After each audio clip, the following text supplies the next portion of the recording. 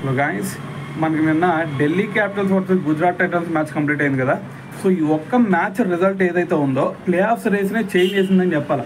ఎందుకంటే నిన్న గుజరాత్ టైటన్స్ గెలవటం వల్ల మొత్తం 3 టీంలు కూడా ప్లే ఆఫ్స్కి వెళ్ళడం జరిగింది.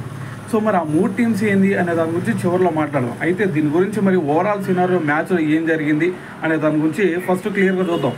అయితే ఫస్ట్ మనందరూ తెలుసు, ఢిల్లీ క్యాపిటల్స్ ఫస్ట్ బ్యాటింగ్ చేసి 199 రన్స్ చేయడం జరిగింది. సో మరి 200 రన్స్ అంటే ఈజీగా డిఫెండ్ చేసుకుంటారేమో ఢిల్లీ క్యాపిటల్స్ అనుకున్నాం. సో కానీ దాని తర్వాత గుజరాత్ టైటన్స్ బ్యాటింగ్ చూసుకుంటే మైండ్ బ్లోయింగ్ అని చెప్పాలి. ఎందుకంటే వాళ్ళ ఓపెనర్స్ విధ్వంసం క్రియేట్ చేశారు. ఒక్క వికెట్ కూడా పడకుండా మరి మ్యాచ్ని ఫినిష్ చేయగలిగారంటే సో అర్థం చేసుకోండి, అది కూడా ఇంకొక ఓవర్ మిగిలి ఉండగా.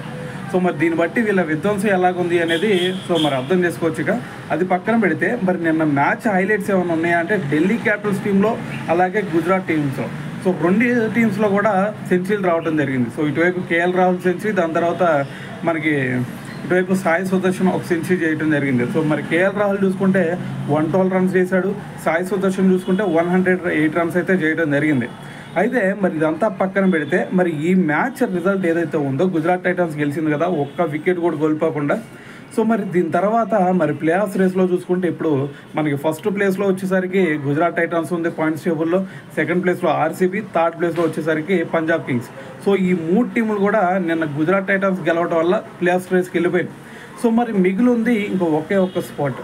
సో మరి ఆ ఒక్క స్పాట్ కోసం చూసుకుంటే ముంబై ఇండియన్స్ అలాగే ఢిల్లీ క్యాపిటల్స్ ఈ 2 టీమ్స్ కూడా పోటీ పడుతూ ఉన్నాయి.